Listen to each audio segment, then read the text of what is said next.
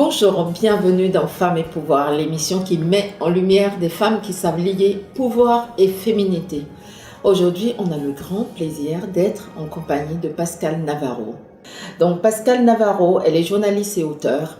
Elle a écrit plusieurs essais, essentiellement sur le féminisme, mais les plus importants, notamment Femmes et Pouvoir, les changements nécessaires, qui date de 2015, qui a été traduit en anglais. Elle a écrit, en 96, elle a écrit Pour en finir avec c'était interdit aux femmes, avec Nathalie Collard, en 1996. Pour en finir avec la modestie féminine, c'était en 2003. Les femmes en politique changent-elles le monde, en 2010. Et là, en 2015, elle a écrit Femmes et pouvoir, les changements nécessaires. Pascale Navarro, bonjour. Bonjour Carole. Merci beaucoup de nous avoir accueillis chez vous. Avec plaisir. Pour Pascale Navarro, qu'est-ce que c'est le mot pouvoir? Parce que vous avez quand même fait un essai dessus. Oui, le pouvoir, c'est la capacité d'influencer pour le mieux. En fait, dans ma tête à moi, c'est comme ça. Le pouvoir, c'est une capacité d'influence, mais évidemment, vous avez des gens qui vont vouloir avoir du pouvoir sur les autres. Moi, je préfère avoir le pouvoir de changer les choses avec les autres. Donc, en fait, je sais pas trop si j'en ai, puis c'est pas vraiment le but, mais ce qui m'intéresse, c'est que globalement, les femmes, collectivement, sont capables d'influencer la politique. Parce que la politique dirige le monde, qu'on le veuille ou non. Bien sûr qu'il y a des intérêts occultes, bien sûr que la politique le pouvoir n'est pas toujours dans le politique, on comprend tout ça, mais la politique fait quand même les lois. Donc, il y a là un levier qui est super important et pour lequel parfois les femmes sont absentes. C'est ça. C'est d'ailleurs pour ça que votre dernier essai, vous lancez vraiment un cri de ralliement pour que les femmes s'engagent encore plus dans la politique, parce que si on n'est pas dans les espaces de décision, on ne peut pas impacter, en tout cas sur les décisions, et contribuer au changement. C'est sûr que ça c'est un problème, puis que la clé c'est les instances. Les instances, c'est dans tous les organismes et institutions où on trouve des lieux où on doit prendre des décisions qui concernent tout le monde, la population. Ben, si vous avez peu de femmes, vous aurez peu de décisions qui concernent aussi les femmes. C'est-à-dire, on prendra moins en considération les conséquences des décisions sur les femmes et les familles. Alors, je vous donne un exemple. Si, par exemple, vous faites une loi sur l'exploitation minière et que vous ne pensez pas à la manière dont ça va être vécu dans les peuples, chez les peuples du Nord ou dans les villages du Nord ou du Grand Nord, si on ne pense pas aux impacts sur les femmes, sur la pauvreté, sur les conditions sociales et les conditions de santé, alors on fait du développement sans penser aux conséquences sur les villages et sur les gens qui sont là. Donc on enrichit un pays, on enrichirait le Québec, mais à quel prix? À quel prix? Donc, si des femmes, et pas juste des femmes d'ailleurs, si on parle de développement nordique ou développement minier, alors là, en l'occurrence, il faudrait des gens des Premières Nations qui soient là et puis d'ailleurs, il y en a, là, je dis pas qu'il y en a pas du tout, mais il faudrait que ce soit beaucoup plus systématisé, moins ponctuel.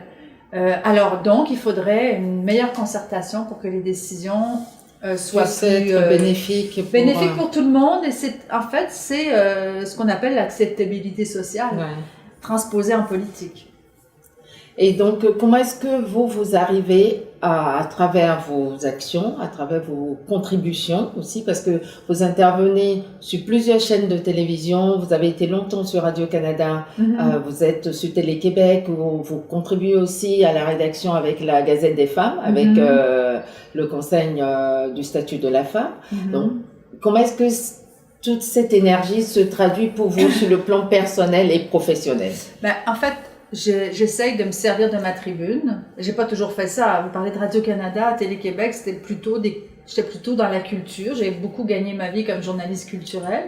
Et à un moment donné, j'ai commencé à écrire moi-même des livres, des essais féministes. Et puis, avec le temps, le monde changeant aussi, et se préoccupant plus des questions d'égalité, on a fait appel à moi pour venir un peu documenter, si vous voulez, argumenter aussi sur des questions d'égalité. Parce qu'en fait, on réalise qu'il y a beaucoup de manque de savoir. Vous savez, Oui. la parité, par exemple, c'est un sujet dont on parle peut-être beaucoup, mais on ne sait pas toujours Peu ce qu'il y a derrière. connaissent ce qu'il y a derrière. Oui, ou quand on parle des quotas, ou quand on parle de représentation des femmes, de quoi on parle exactement. Donc, moi, j'ai beaucoup fait un travail de pédagogie. Pour moi, en fait, je dois avouer très candidement que je l'ai fait pour moi. Et je me suis dit, si moi je me pose la question, d'autres doivent se la poser aussi. Absolument. Et c'est comme ça que j'ai travaillé. J'essaye de vulgariser.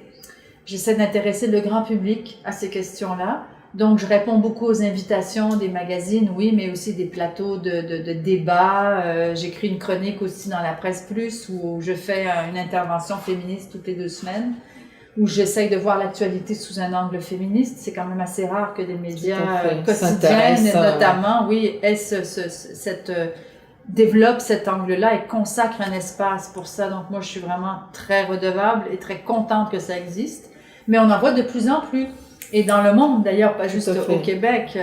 Donc, tout ça pour vous dire que moi, j'ai choisi de m'impliquer par la parole, par le texte, par la pédagogie, l'éducation, la communication, mais aussi maintenant par l'activisme, en travaillant avec le groupe Femmes Politiques et Démocratie, auquel je me suis associée.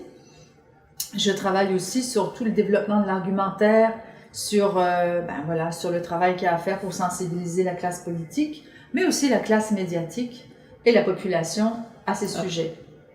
Est-ce que vous diriez qu'il y a une différence dans les assises du pouvoir selon si on est un homme ou une femme, de par votre expérience? Bien sûr que oui. Alors, est-ce que c'est une grande différence et est-ce que c'est toujours la même différence? Alors, c'est compliqué parce que chez une personne, il y a la nature de la personnalité. Vous et moi, on a des goûts différents selon nos personnalités, mais on est socialisés un peu de la même façon. Donc, pour généraliser, pour caricaturer, on est socialisés à prendre soin, à s'occuper d'eux, à répondre à... Bon, vous me direz les hommes aussi, mais c'est très différent au niveau de l'espace politique parce que on a moins le réflexe, puisqu'on n'a pas été socialisé de cette façon, à prendre notre place politiquement pour dire, nous, comment on voit les choses.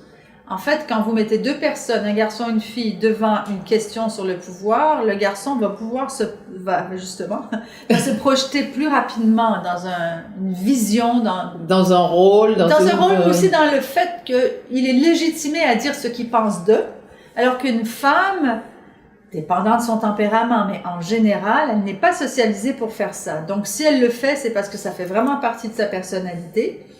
Et sinon, il faut qu'elle aille le chercher en elle et apprendre à travailler ce muscle qui est celui de prendre sa place et de dire comment elle voit les choses.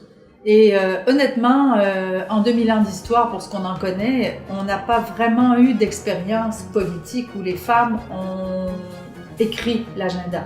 Tout à fait. Donc, on ne sait pas. On ne sait pas. Quelle action les organisations pourraient-elles mettre en place de façon très concrète pour que, par exemple, si on prend le cas de ONU Femmes qui prévoit qu'en 2030, voudrait avoir une réelle parité, mais on n'est pas très loin de 2030 et j'ai l'impression quand même qu'on n'avance pas tant que ça. Concrètement, quelle action très ponctuelle elle pourrait mettre en place pour que on puisse éventuellement voir le début d'une concrétisation d'organisation où la parité est vraiment respectée, ou en tout cas où on pourrait se rapprocher de la parité. C'est difficile parce que là, l'ONU, ça concerne beaucoup de pays, mais disons si on s'en tient à notre possibilité ici au Québec, c'est de légiférer en politique provinciale, en politique municipale. On pourrait aussi légiférer au fédéral, ce qu'on n'a pas fait, malgré le fait qu'on dise que c'est un gouvernement féministe, il n'a jamais légiféré pour la parité, ce qui est quand même un paradoxe assez étrange. Donc là, il manque de cohérence. Donc, ça pourrait être ça, et ça pourrait être ça pour surveiller, avec un peu de mordant, c'est-à-dire une loi où il y a des pénalités, où il y a des contraintes. Je vous donne un exemple, la Norvège a légiféré pour la parité dans les conseils d'administration des entreprises cotées en bourse, et les PDG de ces entreprises, et enfin les propriétaires et entrepreneurs ont vraiment... ils ont dit non, il n'y avait pas question, vous n'allez pas nous obliger, c'est pas possible. Et il a dit, même pire, il a dit écoutez, non seulement je vous oblige, mais vous devez le faire dans 4 ans. Ou 2 ans, je ne me rappelle plus ce que c'était. En tout cas, c'était très court. Là, ils ont réussi. Et devinez quoi, l'économie norvégienne ne s'est pas effondrée. Au contraire. Alors, c'est vraiment de changer le schème de pensée. En France, on a la loi Copé-Zimmermann Oui. a contribué aussi à Absolument, absolument. Et pareil, on a dit oui, mais là c'est forcé. Ben, on a été capable de le faire.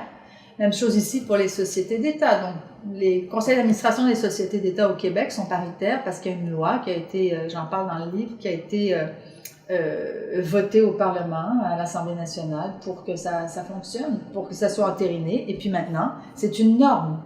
C'est pas toujours parfait, c'est pas toujours respecté à la lettre, mais c'est contraignant. Et si ça contribue à ce que les mentalités aussi évoluent. Absolument. Mais ça va être long. Oui. Ça va être long d'abord parce qu'on n'est pas tous à la même place. Tout le monde n'a pas la même réflexion sur la question. Je vous disais qu'on était loin de parler de mixité égalitaire parce qu'on est au début là de la réflexion. Donc peut-être que dans 20 ans, ça va être peut-être que nos enfants, eux cette génération et les suivantes n'en reviendront pas de dans quel monde on vivait. Oui, on espère en tout cas. Oui.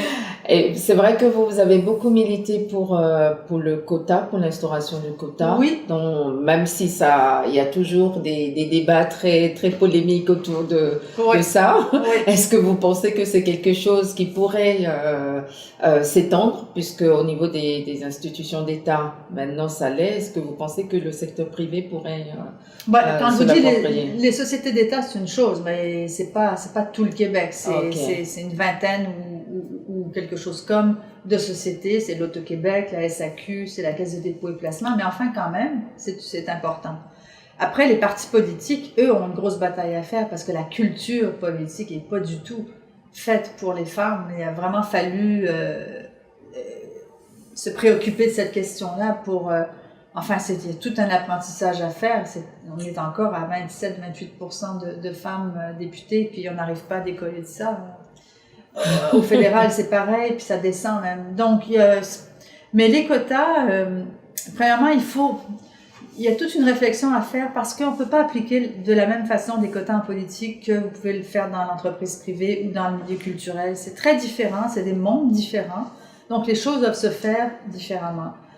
Moi, je pense qu'idéalement, ça prendrait une instance qui regroupe cette réflexion, ces experts, des gens qui travaillent sur ce sujet, sur ce thème, qui ont une expertise, chacun dans leur domaine, pour être capable de ramasser l'information et de faire quelque chose de cohérent. Moi, je crois que ça manque. Et si ça se réalisait, on serait capable de travailler sur plusieurs plans, parce qu'il y a toute une pédagogie à faire. Vous pouvez pas vraiment... Juste la façon de parler des quotas, nous on en parle, ça va, on se comprend, mais il y a beaucoup de gens qui vont vous regarder en me disant mais de quoi elle parle. Donc on est loin là on est loin de la parole au geste parce qu'on peut pas faire ça tout seul, il faut convaincre une société. Donc c'est vraiment un travail de fond. Mais je pense que la bonne nouvelle, c'est qu'on en parle aujourd'hui, puisque tout le monde me dit justement cette semaine, il y a une grande discussion là sur la parité en musique, parce qu'il y a eu un débat là-dessus. Bon, mais je veux dire, moi, ça fait des années que j'entends parler de ça, puis c'est pas la première fois qu'on en parle, mais on en parle plus maintenant. Quand quelqu'un fait une sortie ou quand on parle de parité ou de quota, on a plus d'attention. Alors, c'est pas que le problème est nouveau, évidemment non. C'est que l'attention est plus grande. C'est pour ça qu'on en parle plus dans les médias. Et donc, à mon avis, tranquillement, ça fait un peu des ondes, et puis on est en train de toucher... peut-être un peu plus madame et monsieur tout le monde qu'on croyait. Alors, il ne faut pas se décourager. Très bien. Pour les personnes qui sont réticentes, qui se disent finalement, qu'est-ce que ça va changer après tout? Les femmes, vous avez déjà beaucoup de pouvoir. Alors, qu'est-ce que ça va changer la parité?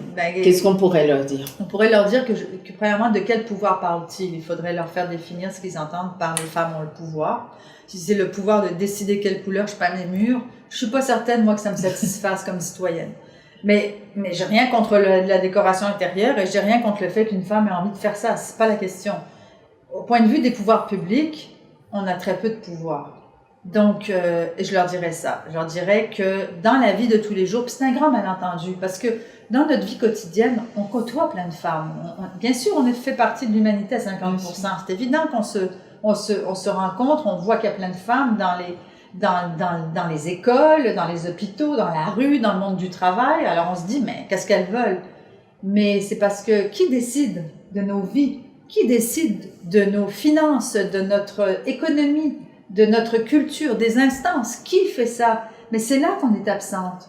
Alors, déjà, il faut faire la réflexion du politique.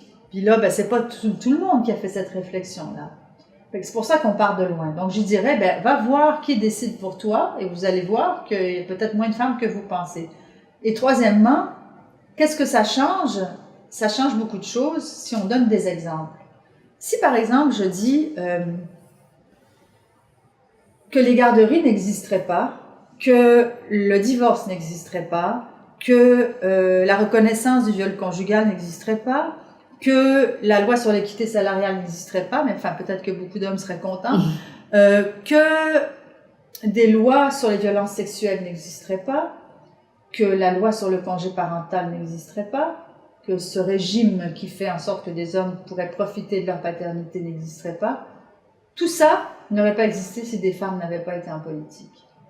Donc imaginons ce qui pourrait arriver de plus. Et là, on parle de ce domaine, mais après, des femmes en économie, des femmes en environnement, des femmes en ressources minières. Qu'est-ce que ça pourrait changer en milieu agricole, dans le milieu culturel? Vous allez me dire, il y a beaucoup de femmes dans le milieu culturel. Soit, mais c'est un des milieux où il y en a le plus, et c'est pas nécessairement dans les instances de décision. Donc, on ne sait pas ce que ça pourrait changer, mais on se prive de beaucoup de connaissances. Et on est dans une société qui change, dans une économie qui change, une économie où on délocalise beaucoup, où on fait travailler des gens pour moins que rien, où on profite de leur richesse, de leur pauvreté, en créant une richesse finalement aux dépens des autres. Est-ce que les femmes ne pourraient pas, là-dedans, dans ce sujet-là, amener une préoccupation du soin justement, de l'attention et de l'empathie aux autres, sans dire que les femmes sont par essence empathiques, elles sont socialisées à l'aide davantage. Mais ces valeurs-là, dans cette socialisation, elles sont très importantes et elles sont universelles. Elles n'appartiennent pas qu'aux femmes. Moi, j'aimerais ça que les gouvernements soient plus empathiques, que les entrepreneurs soient plus empathiques, que tout le monde, finalement, soit plus empathique. Peut-être qu'on arrêterait d'acheter des choses qui détruisent d'autres peuples et d'autres pays. Mais bon, il n'y a pas que les femmes qui se préoccupent de ça, des hommes aussi. Mais ça fait partie des valeurs souvent entretenues par les rôles dits de femmes.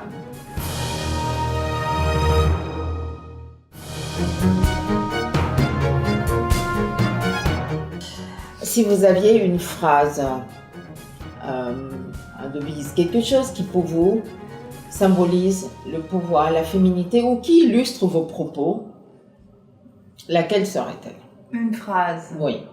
Ou un proverbe, quelque chose ou qui n'est pas de vous, qui est de quelqu'un que vous trouvez qui illustre bien vos propos ou votre engagement.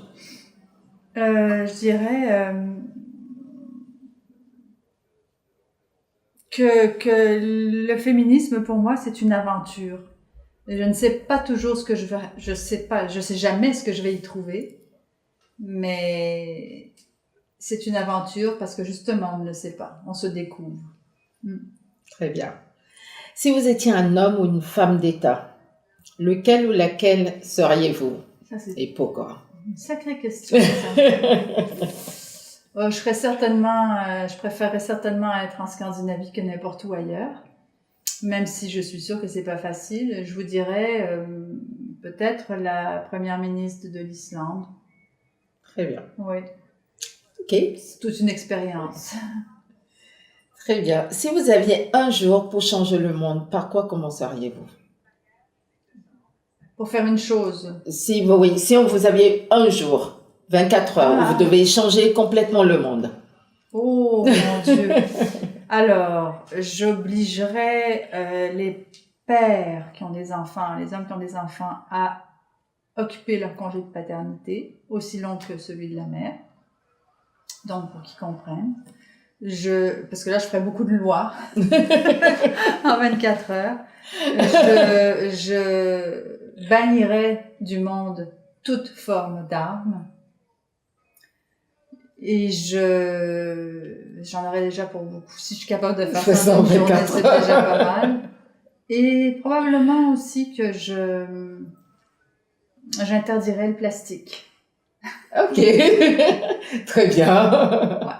Pour sauver justement notre planète. Ben, parce que c'est une plaie et il faudrait trouver autre chose. Mais tout ça dépend, tout ça repose sur une économie qui est, à mon avis, destructrice.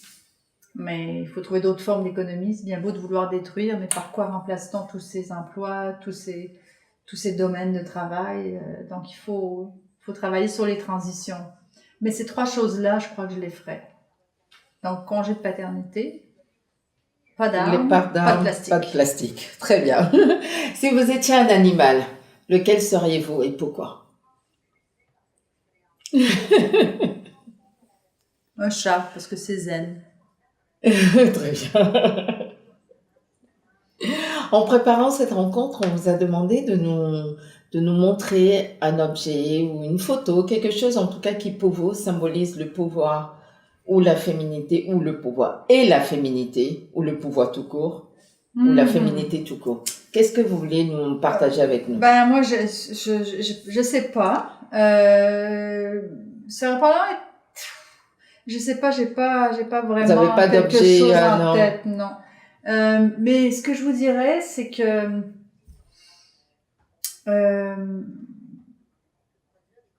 il y a beaucoup de choses qui représentent la féminité pour moi. Mais je trouve qu'on est tellement coupé de notre féminin et de notre force de femme que je suis même pas capable de vous dire qu'est-ce qui pour moi la symboliserait. Je peux même pas vous dire c'est la naissance. Je peux pas vous dire on fait tout en production, on performe, on se performe. Mais à mon avis, je pense que la force du féminin c'est autre chose, mais je sais pas encore quoi. Je l'explore, je le découvre au fur et à mesure que je travaille, puis je réalise à quel point on s'est coupé de notre force. Donc, je pourrais pas vous répondre. Non. Très bien. Si une petite fille regarde cette émission et déclare « Quand je serai grande, je voudrais être Pascal Navarro », vous lui diriez quoi? Je lui dirais « Trouve quelque chose de plus stable que ça ». Parce qu'écrire des livres, c'est pas super, ça rapporte pas, c'est pas ça qui te fait vivre. Ça demande beaucoup de gestion, on est très éparpillé, en tout cas, pour moi, parce que vous me donnez mon nom, là, je sais pas trop, mais je lui dirais, donne-toi le droit d'écrire et de publier plus tôt. Parce que moi, j'ai beaucoup hésité, étant donné que j'avais une idée, pour toutes sortes de raisons, là, je sais pas si on a tellement le temps que j'explique tout ça, mais pour des raisons familiales ou de culture familiale, je me sentais pas vraiment faire partie de la société québécoise et je me sentais pas le droit de m'exprimer publiquement. Mais je pense pas que ça a rapport à la société québécoise parce que quand j'en parle à mes amis qui me connaissent depuis longtemps, ils trouvent que c'est vraiment une fausse excuse. Je pense que c'est beaucoup plus lié à la socialisation. En tant que fille, je ne me sentais pas le droit, si vous voulez, de m'exprimer publiquement. Mais il y a aussi la classe sociale, le fait de pas appartenir à un milieu, d'être poussé à l'écart, en dehors, quand mes parents étaient immigrants. Donc, ça te met en porte-à-faux un peu avec la société dans laquelle tu grandis. Mais bon, j'en suis revenue, là. Sauf que je pense que je lui dirais, donne-toi la permission, dès que tu le penses, dès que tu le ressens, de t'exprimer. N'aie pas honte de t'exprimer, de donner tes idées, de donner ton point de vue. C'est ça. En tout cas, c'est ce que je me dirais à moi-même. Très bien. Si cette émission vous a plu, n'hésitez pas à la partager en allant sur notre site internet www.femmesetpouvoir.org ou www.femmesetpouvoir.tv. Vous pouvez aussi la partager sur tous vos réseaux sociaux en likant, en facebookant, en tweetant et en LinkedInant. Je vous dis à très bientôt. Merci.